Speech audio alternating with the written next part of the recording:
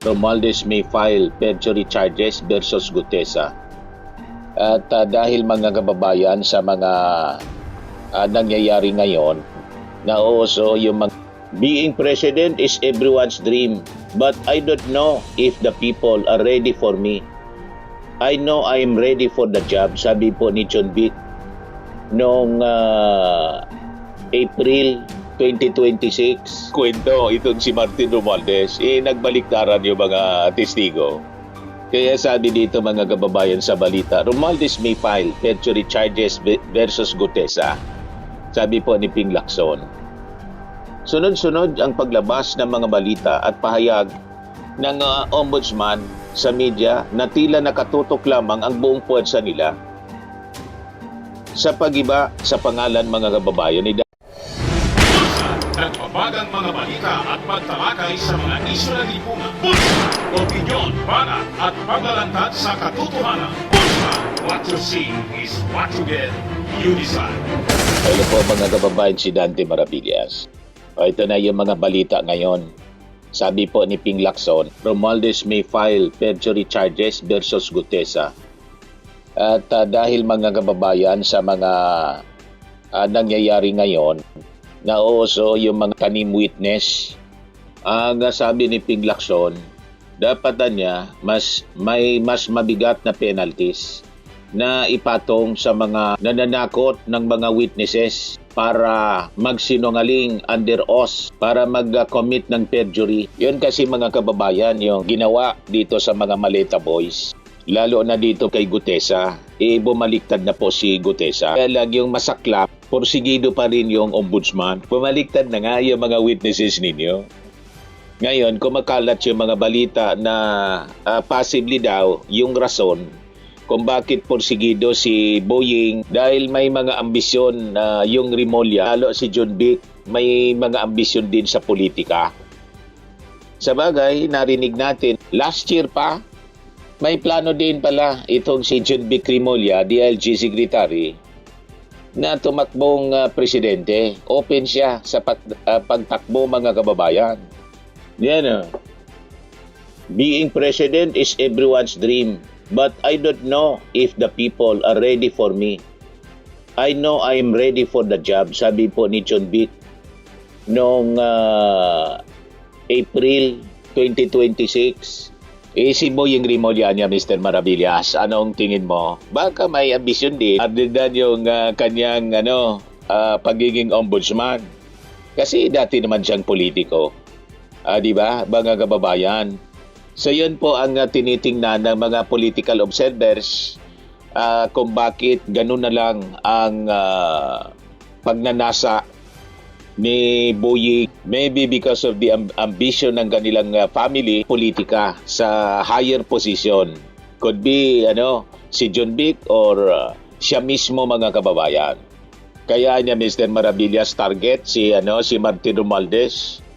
Malamang po tulad ng pag-target ng mga Duterte kay Martin Romualdez, bukang bibig ni Sara Duterte mga kababayan, si Martin Romualdez. At maging si Chis Escudero, si Marcoleta. Kaya nga po, ito, gawa na kwento itong si Martin Romualdez, nagbaliktaran yung mga testigo. Kaya sabi dito mga kababayan sa balita, Romualdez may file perjury charges versus Gutesa, sabi po ni Ping Lacson. Ayon kay Ping Lacson, it is up to former House Speaker Martin Romualdez whether he will file perjury charges against retired Marine Martini Orly Gutesa after the latter recanted his testimony accusing the lawmaker of receiving cash kickbacks from flood control projects. Pabor sa kanya dahil nag-recant si Gutesa. Siya na yung pinaboran dahil ni-recant na yung testimony, sabi po ni Ping Lacson. Sa aking tingin, makatulong din kay Romualdez dahil ang focus ng kanyang perjury kung sakaling mag-file siya ay yung unang salaysay. Yung sinasabing perjurious statement ni Orly Gutesa. Call niya yon kasi public hearing yon. Lacson said the Office of the Ombudsman or the Department of Justice could also initiate the filing of perjury charges against Gutesa. On Friday, Lacson said he would seek stiffer penalties for those who coerce or induce witnesses, yung mga nasa likod to perjure themselves following Gutesa's recantation and that of several members of the so-called Maleta Boys. He also called for stricter enforcement of the current anti-perjury law to curb the lucrative business of testimonies in recantation, particularly those targeting political personalities. Umaming binayaran lang para mag-invento.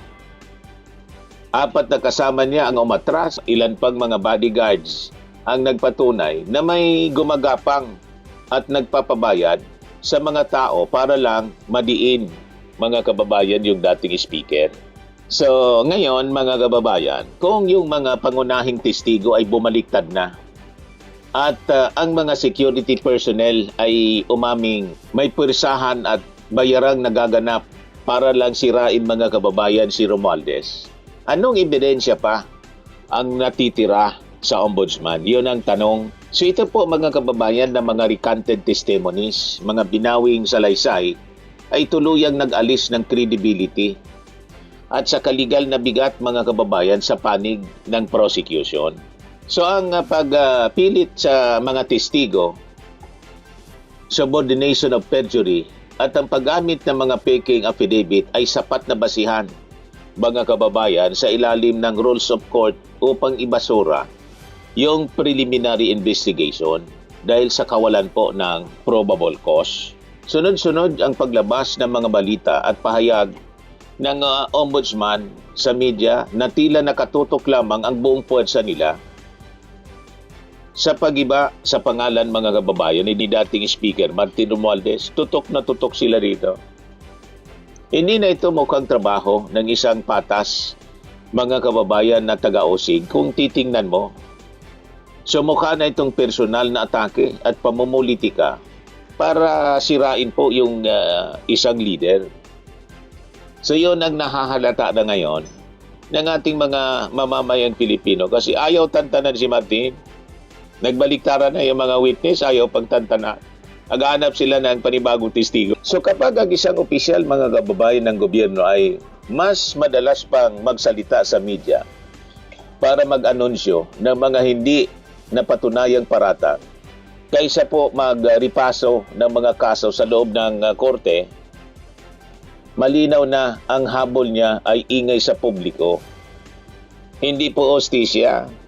Palaging nasa press con. So ayon po sa Code of Conduct and Ethical Standards for Public Officials and Employees, itong Republic Act 6713, ang mga kawani ng gobyerno ay dapat manatili pong neutral at iwasan ang politicization ng kanilang mga katungkulan. Yan ang malinaw po. So ang paggamit sa kapangyarihan po ng ombudsman para sa political na warfare na lumalabas ngayon, yun ang nangyayari, ay isang malinaw po abuse of discretion. So ang tanong na ngayon, could it be saving the post of his brother, si John Vic Remulla? Kasi puro sablay yung mga aksyon ni John Vic. Wala man na uli si John Vic. So lumalabas ang isyong ito sa gitna ng matitinding ulat ng media ukol sa sunod-sunod na kapalpakan sa ilalim ng pamumuno ng kanyang kapatid na si John Vic Remulla. Kabilang ang kontrobersyal na pagtakas ni Bato de la Rosa at ang kabigo ang hulihin, ang umapanagot itong mga high-profile fugitives tulad ni Atong Ang, yung negosyanting si Atong Ang, si Harry Roque, tapos yung ating kababayan si Saldico, napaya pati mga kababayan yung ating Pangulo na nag-announce na maibabalik in just a few days. Wala. So ginagawa nilang diverting tactic. Yan ang lumalabas ngayon. Diversionary.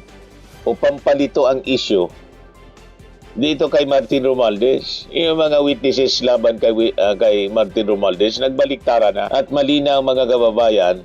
Doon mismo sa unang affidavit, hindi familiar si Gutesa, mas familiar si Marcoleta. Dahil bugbog na ang pamilya Remulla sa batikos ng ating mga mamamayang Pilipino. Dahil sa mga takasan at palpak na operasyon ng DILG po, naghanap sila ng ibang malaking isyu para doon mapunta yung atensyon ng tao at maisalba ang pwesto ng kanyang kapatid, itong si John B. Crimolia, na puro sablay. Hindi na ayusin, harapin ang kapalpakan ng sariling kapatid sa pagpapatupad mga kababayan ng batas. Bakit mas pinili ng ombudsman na mag-imbento ng gulo laban sa isang taong wala mang kasalanang nakikita kay Martin Romualdez? Di ba? So ang paggugol mga kababayan ng oras at resources ng isang constitutional body tulad po ng ombudsman para lumalabas magsilbing proteksyon o panangga sa pananagutan ng isang kamag-anak na nasa gobyerno ay isang uri po ng nepotism and spirit at labag sa sinumpaang tungkulin na magsilbi ng may integridad at walang kinikilingan. Ngayon, may isa pang tanong. Could it be his own plan to run for president in 2028?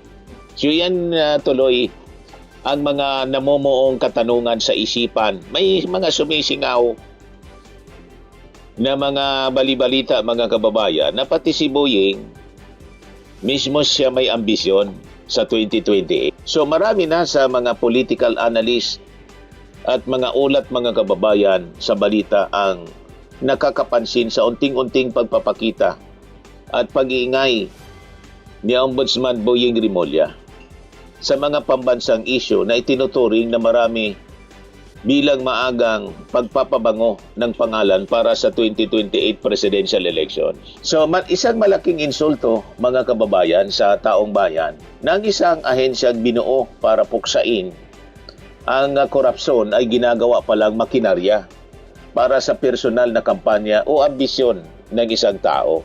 So yun na tuloy ang namumuo sa isipan ng ating mga mamamayan.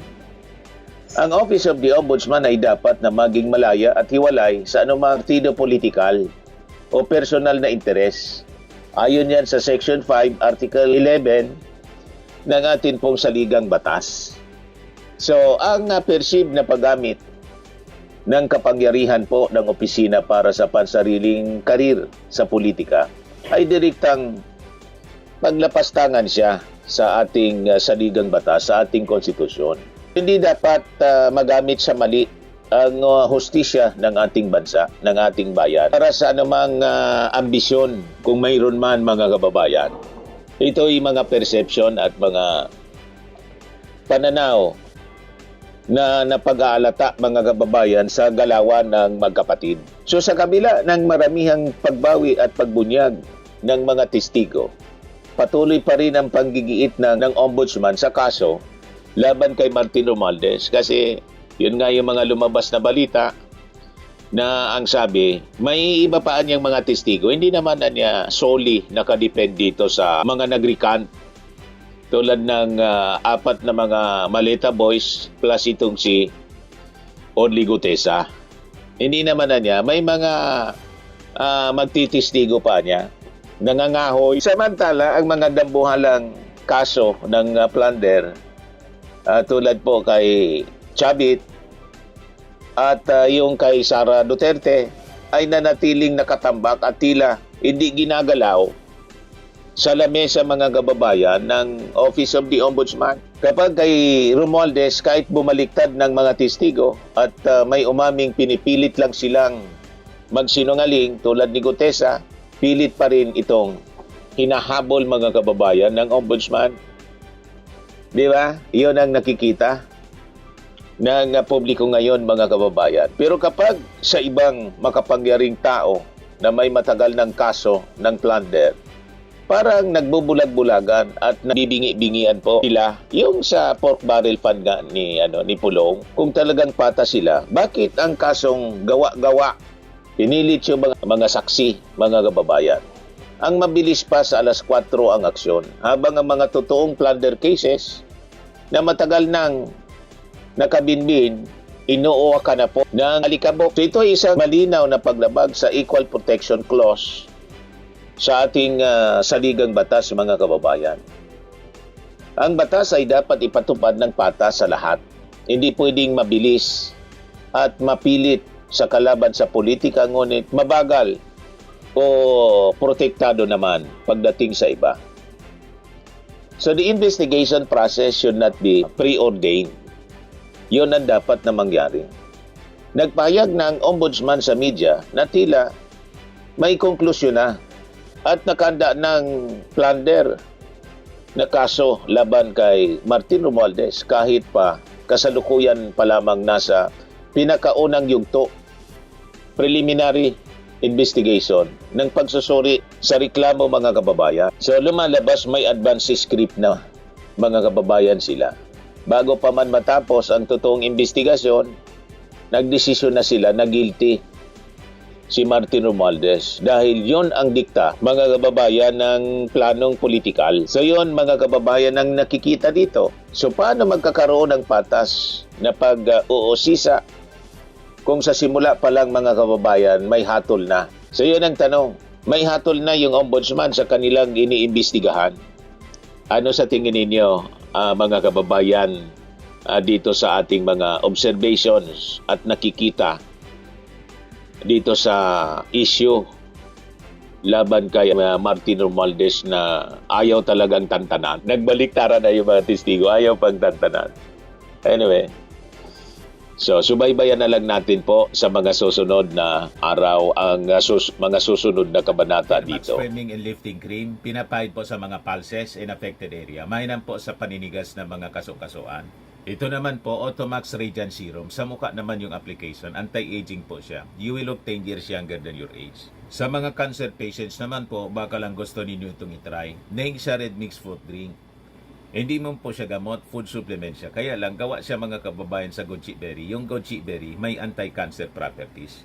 O ngayon, yung mga inquiries ninyo, dumiritso na lang kayo sa aming messenger sa Facebook para masagot namin agad. Ayos pa? Ayos na ayos niya, Mr. Maravilla. Sa mga nagana po ng malinis and spacious fitness gym, pumunta lang po kayo sa aming Colossal Fitness Gym. May Grab car rental din po kami. But anyway, ito po pala yung aming bagong product na binibenta online. I am worldwide amazing pure organic barley powdered drink mix from Australia. Negosyo to ng aking anak na architect entrepreneur Riz Maravillas. Ayan po. Kontakin na lang po ninyo siya, Riz Maravillas on Facebook. Ang mga health benefits niya, boost immunity, improves digestion, enhance energy levels, packed with antioxidants, prevent cancer. Ito naman po yung bago naming product na binibenta online. Eye Glow Serum, whitening po siya. Tingnan ninyo yung epekto sa aking anak na architect before and now. Yung mga inquiries po ninyo, dumiretso na lang kayo sa kanyang Facebook account, Riz Maravillas.